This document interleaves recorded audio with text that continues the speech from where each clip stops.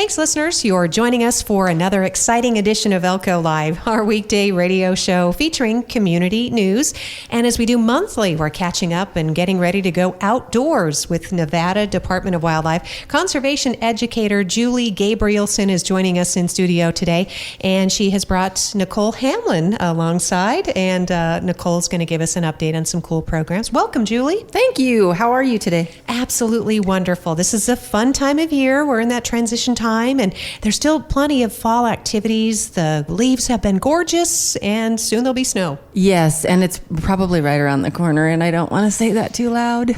I know it. I know. It's always nice to ease into fall. So yeah, it's been a great long fall so far. I mean, we've got a good October behind us, and I say behind us because we're already at the end of October, and we're moving right on into November, and so hopefully it's a really nice November as well. And I want to say thank you for sitting down early, ladies, because the day of this broadcast on Friday the 27th, it is Nevada Day observed, and so there's a big parade in downtown Elko. So if you're catching this first broadcast today, we hope that you enjoyed Nevada Day Parade. So yes, we actually are part of that. Oh, exciting. Well, yes. You have so much to promote today, so I'll let you dive right in. We do. So the Elko Sportsman Expo is back. It's going to be March 2nd and 3rd at the Elko Conference Center. We are taking vendors at this point and signing up vendors for booth spaces and getting some of our co-sponsors sorted out and everything. For more information on that, you can give us a call at 775-777-2305. We can get you more information on all the events, the times, setups, tear down, booth costs as well. So again, that's 777-2305. Nicole, I'm going to let you talk about the progressive fly tying. Yeah, as we are rolling into the colder months, we are back with our annual progressive fly tying class. So this is a class that is really fun to be a part of. It gives you something to do on those cold, dark nights to prepare for the spring. So this class is open to anyone ages 12 and up. We learn how to tie flies. We start next Wednesday, November 1st, and we go all the way through the end of February. So we meet weekly. All the materials are provided. By the end of this class, you'll have a whole box of flies ready to go. If you want more information, you can give me a call, 775-777-2388. And right now we've got 3 spots left. Wow. I heard this is also a nice way to make new friends with people who also enjoy the outdoors. Absolutely. At the end of the class, we do go on a fly fishing field trip. And by that time, people are familiar with each other. And even after the field trip, you find a new fishing buddy a lot of the time. Oh, that's terrific. So give Nicole a call to get signed up for the progressive fly tying classes that begin soon, right next week. Very cool. And then did you want to talk about some of the in-school programs which are continuing, Julie, or is that for Nicole? I'll take it, because we're going to bounce back and forth quite a bit today. So in-school programs, we've got lots of teacher resources. As a matter of fact, last week we did a marathon day of trout dissections down in Ely, and it's a really good time. Real beneficial for all of our students out there as well. Not just the dissections, but we've got so many different programs that we can bring to the classroom for you. Trout in the Classroom, Know Your Nevada, Nevada Badges, Wildlife Trunks, and some of those are teacher facilitated, so we just give you the supplies and you take them and run with them. We teach you how to run the program, and then there's other programs that we come in and we run them entirely for you. We visit the class a couple times, and basically you sit back and just observe and take it in with the students as well. So for more information on any of those in-school programs, you can call Nicole St. John at 775-777-2391.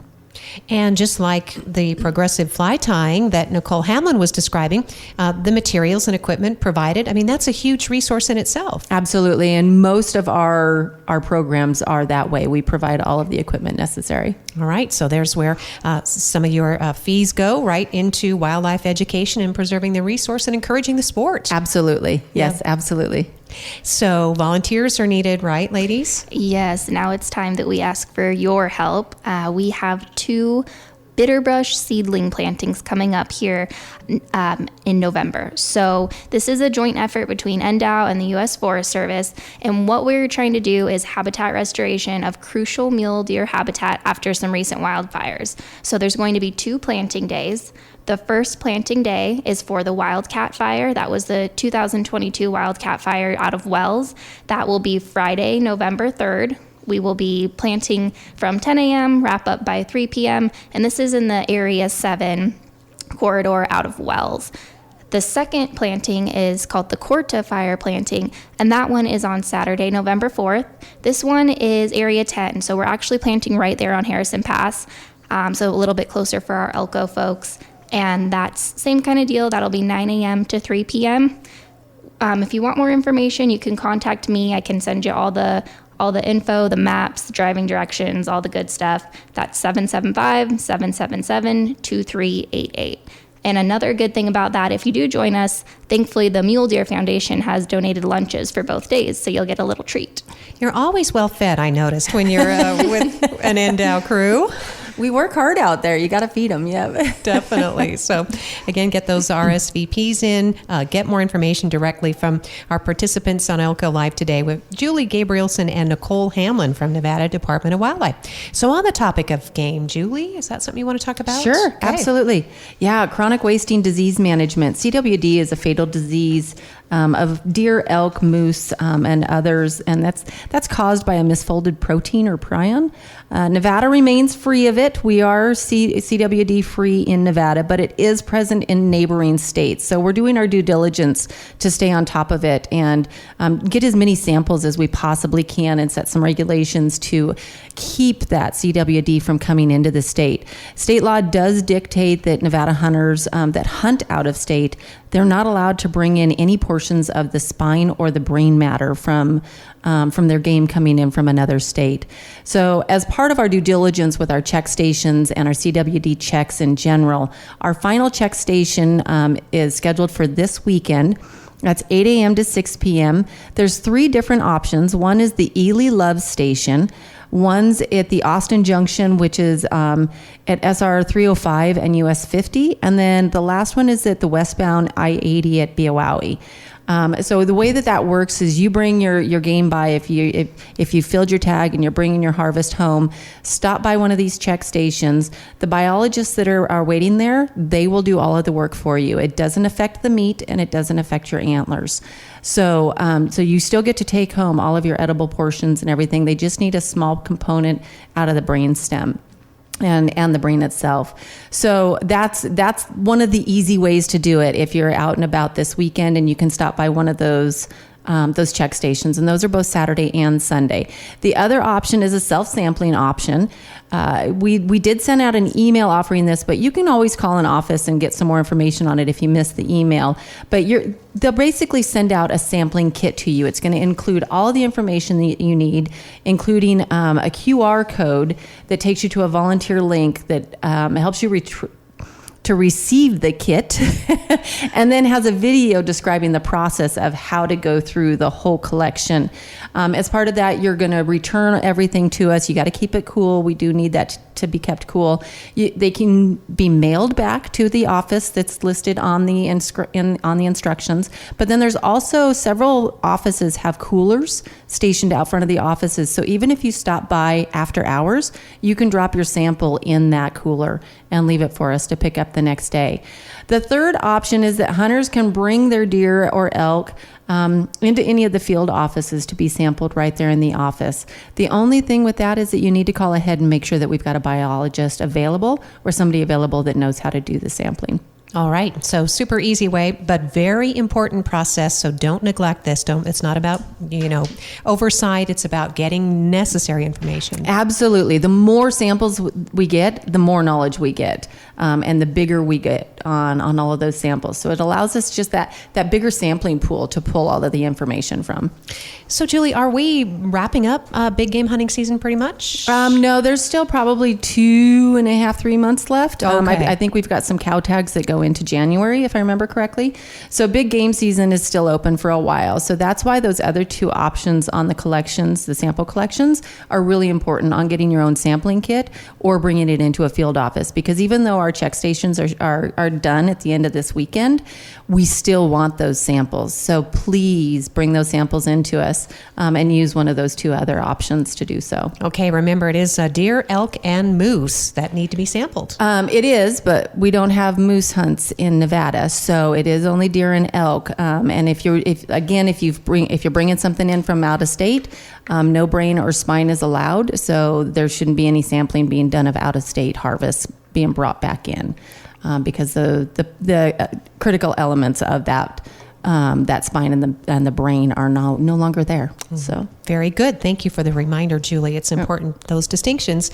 And so what about operations? Where is that something that you want to talk about too? Okay. Yep. So harvest questionnaires should be completed with your within your account, and that's at the NDOWlicensing.com account. That's where you log in to apply for any of your applications, for your tags, to buy your licenses.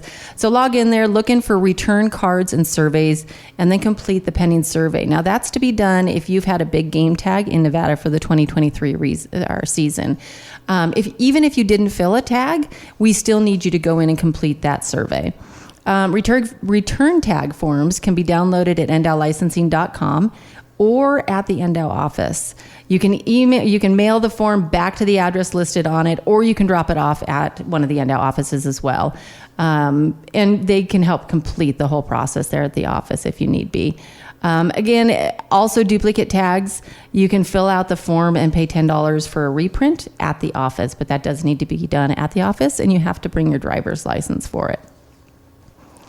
And I'm looking at her expectantly. Deep breath. Yes. First come, first serve tags. Those are return tags that cannot go to an alternate or have less than 14 days before the season starts. These are not done in the office. You can only get one of those tags done through the application website online, and that's NDOWlicensing.com. And that's where you can basically just sit on it and watch and see as any tags come available for you to purchase. Trapping season is here. You can call the office at 775-777-2300 for more information about trapping season. Bobcat trapping specifically opens on November 11th.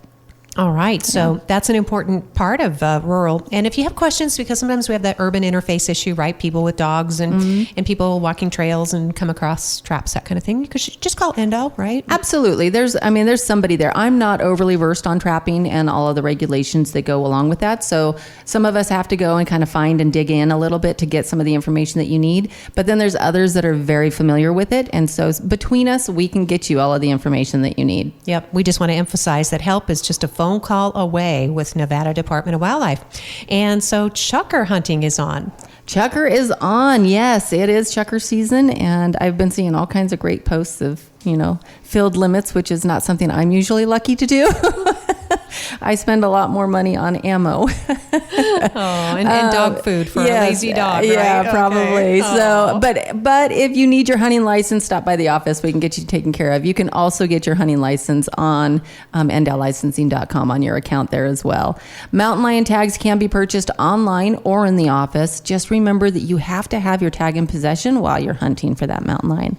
You can't leave it at home and go back and get it after you filled your tag. You have to have it on you. All right. And Julie, just kidding. I've seen your dog on Facebook, and you have a beautiful dog. Thank you. Yes. She's getting a little bit older, so she is a little bit slower now. Yeah. That is okay. Yeah. Slow is good.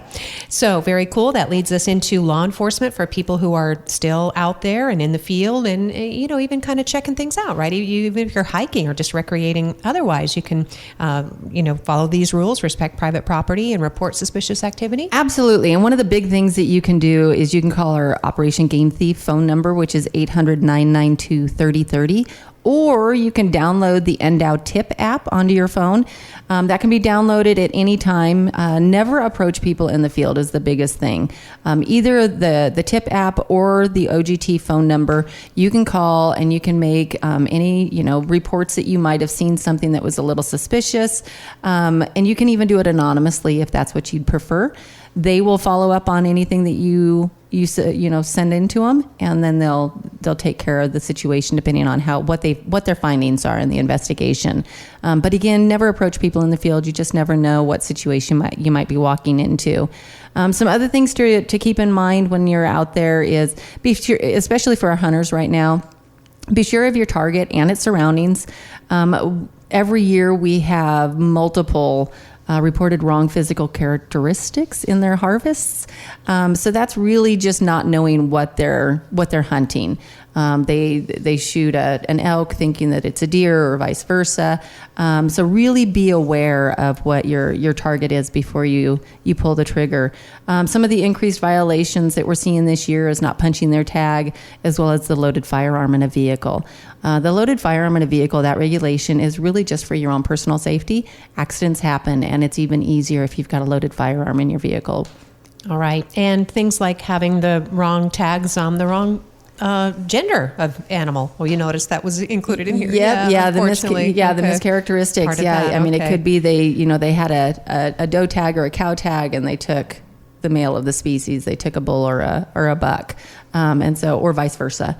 So there's a lot to being out there, and you just need to do your due diligence and be thorough about it. Yep, it's not interchangeable. So No, it's not. No. No, it's not. Well, we're on to diversity, and I'm wondering if Nicole, who's waiting patiently, we've talked about birds in the past. Is that something you want to tackle, the bird topics? Sure, yeah. Aw. I definitely can. I will give Julie credit for this bird list, though. We have put together a new bird list for the eastern region of the state, and it's a very comprehensive list of all the birds that you can find here. They're all printed now. They're at our office. You can come by, you can pick one up, and it's kind of your own checklist. So you can use it to see what species you found. It's very well organized, very comprehensive. Julie worked hard on it. We had some other partners with the bristlecone Audubon. And Julie, you can add to that if you have more helpers on that. But I would encourage people to come in, pick it up, keep it in your car when you're driving around, when you're camping. It's a really helpful tool to when you're out there and you're like, hey, what was that? It's a good place to start, at least to narrow it down, to identify birds. And Julie, birds are important because they're an indicator species, right? They are. Yeah, and and it's not just on the scientific side, but it's also a recreational side. And that's where a big part of this list comes in as well, is as part of the efforts that we went through to create the new list, because the bristlecone Audubon and Mackenzie Jeffress, our local diversity biologist, they were essential in getting this one updated. Our last one hadn't been updated since about late 80s.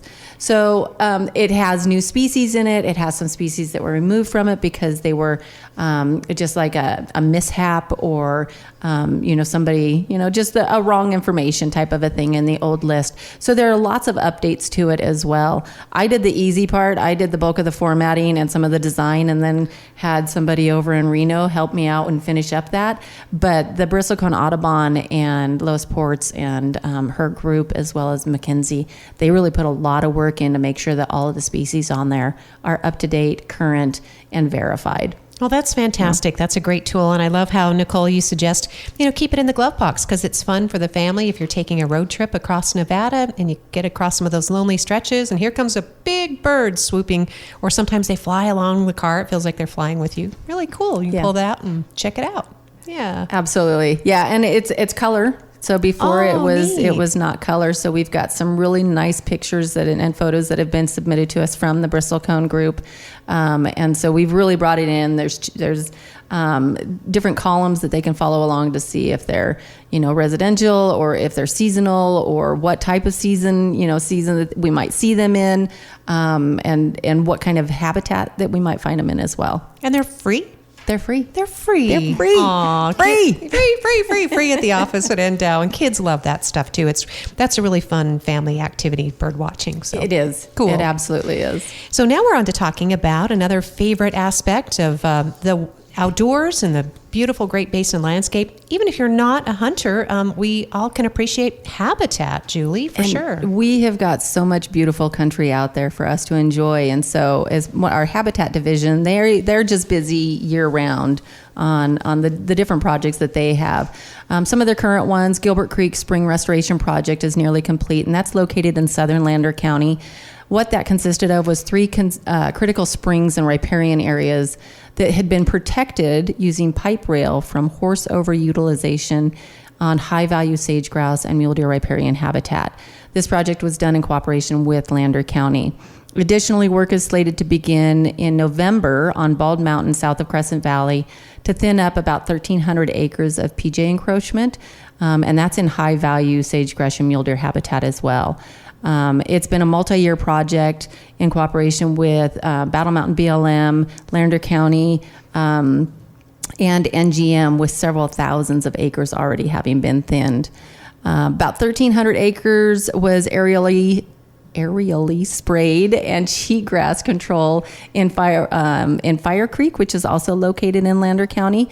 This project helps reduce noxious annuals for a year, and then it will follow by aerial seeding the following winter using a diverse wild seed mix. The goal of this is to rehab an old burn scar and mule deer winter range with desirable forage.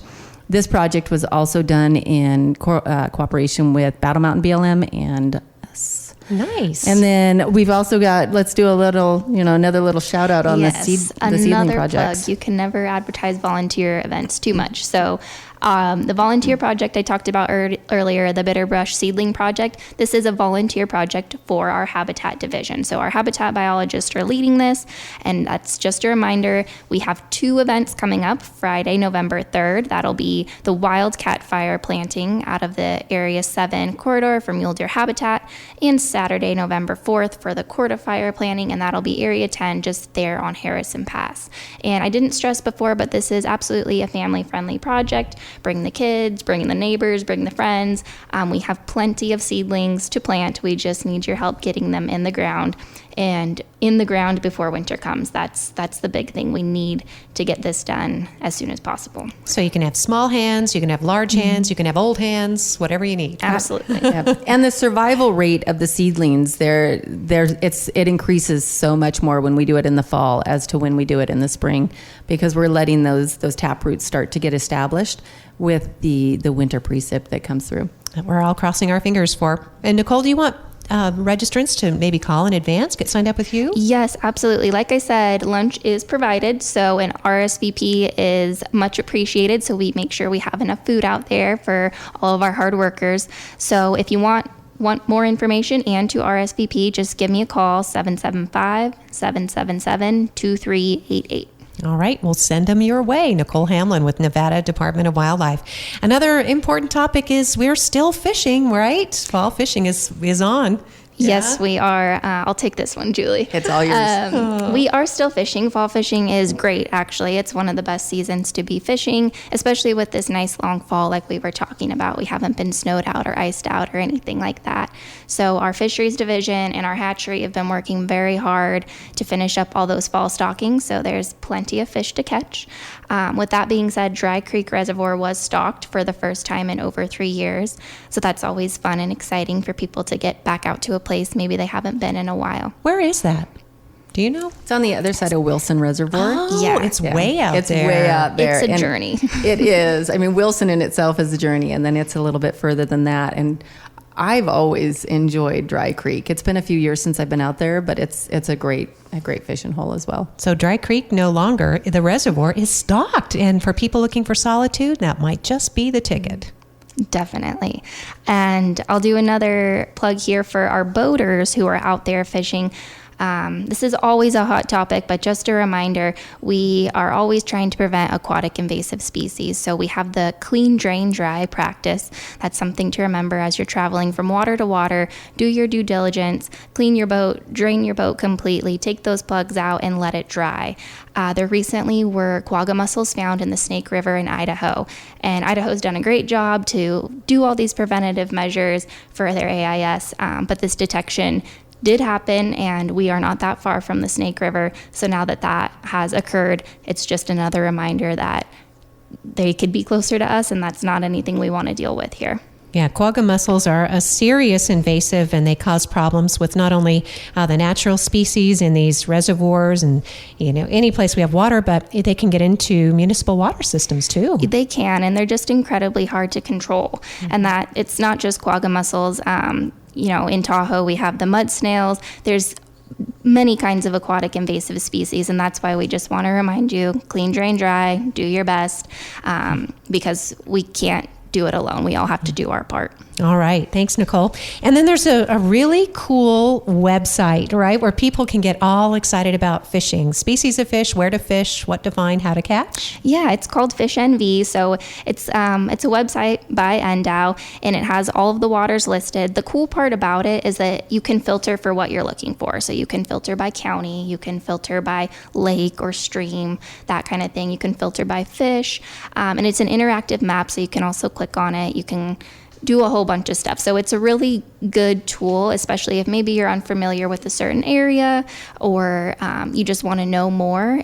It's a really cool place to start. All right, Fish NV, check that out. And download all the cool free apps. Check out the YouTube site, too, that NDOW has. It's great watching for kids as well. They're educational and fun. And what kid doesn't like looking at little critters or fish or big critters, whatever you might find. And speaking of the littles, we still have some grab-and-go kits, don't we? That's exactly what I was going to end with. We still have grab-and-go kits for October, and they'll stay through November or until they're gone. And the theme this month is bats, of course. Very on theme, and there are still quite a few left at the office. So come on by, grab a kit, take it home. Just like at before, everything's included. So you just take the kit home, and it's an activity to do with your family. Yeah, it's fun. You can have that in the glove box, take that on the car trip. I love the way NDOW works so closely with Nevada Outdoor School, California Trail Interpretive Center. You did programs at Mybrary as well as the Terrace at Ruby View, the Senior Center this summer. You guys were busy, Julie. Yeah, we get really busy. You kept we get these around. ladies busy. Yes, we did. We get around. We're all over the place. Doing all kinds of fun stuff. It was nice. It is, yeah. And we enjoy it. We have a good time with it as well. So there's such a blessing when you've got a position that you actually really enjoy all of the different components of it. And I think we're fortunate enough to be in that type of a position. Well, definitely. And who doesn't love Nevada Department of Wildlife for all your hard work and all the inclusiveness, the diversity, everything that's going on. I wanted to, we have a couple minutes, Julie, and I know Caleb McAdoo went before county commissioners on the urban fishery. I'm kind of putting you on the spot, but he gave a great presentation and everybody's on board. Isn't he great? He's great, and he's been elevated, which is nice. He's a deputy director, and he'll still be here in Elko. And he's staying in Elko. We're not letting him go anywhere. Yeah. I'm not 100% confirmed on what came of the commission meeting. I do know that it sounded like it was a positive take on it, but I'm still waiting for a few more things before I can throw anything else out there on just what is known. And that includes what I know, because I can't say that I'm 100% confirmed on it. That's okay. On what I've heard. You're not in the loop yet, but that doesn't mean that it's not in the works. It just means that it's the wheels of progress turning slowly. We are definitely moving forward on this community pond, and it's just a matter of time before we can start breaking some ground and really making it what we want it to be for the whole community. It's going to be so cool. I'm so excited. It's one of the best things that our community has seen in a long time. It'll bring a lot of folks together. And so, yeah, more to come on that, certainly. Stay tuned. Yes, stay tuned. Well, with that in mind, again, Julie, I'd like to thank you for all your hard work. We can just wrap around to remind people now's the time to think about the Sportsman's Expo, the Elko Sportsman's Expo. That thing just grows every year. I mean, since the pandemic, it just came roaring back. It did, yeah. Last year was our first year back after the pandemic, and it is fantastic. I am so excited for how quickly it's grown right back to where it was. And I'm hoping that this year just gets even bigger. That's right. From vehicles to gear to, services offered to just super nice people to the education programs that NDOW rolls in. You don't have to be a sportsman per se to benefit. If you love living in, the Great Basin and the great outdoors in Northeast Nevada, you're going to find something there at the Sportsman's Expo that really appeals. Yeah, we have vendors that come in that have, yard decorations and home decorations. We've also got camping gear that comes in. It's not just specifically to hunting or fishing. We've got, I think Cutco comes in with kitchen knives and cookware. And so we've got a pretty big variety it's a small show, but it's a big show all at the same time. It's a really, really big show. Yeah. So that's coming up March 2nd and 3rd. So give us a call if you want to be a part of that. We are taking the vendor, booth reservations at this point. 777-2305. And then one more plug on our projects coming up for the volunteers and the seedlings that we need to get planted in the ground Friday, November 3rd and Saturday, November 4th. If you're interested in participating in either one of those, give Nicole a call. Give your phone number out. 775-777-2388. Sound like I'm pitching a commercial or something out there. Well, we want people to, don't be shy. If you're new to the community, if you thought, I've always wanted to do that, whether the kids are grown or the kids are little, it is a family-friendly event, and you just won't find a better group of people, I promise. It is. And it's fresh air. It's a single-day commitment. It's not a long-term commitment where you've got to, give more than one day at a time. It's a great opportunity to meet more people as well. Nevada Department of Wildlife, Julie Gabrielson is our conservation educator, and Nicole Hamblin is a trustee assistant in all capacity at NDOW. Thank you so much, Nicole.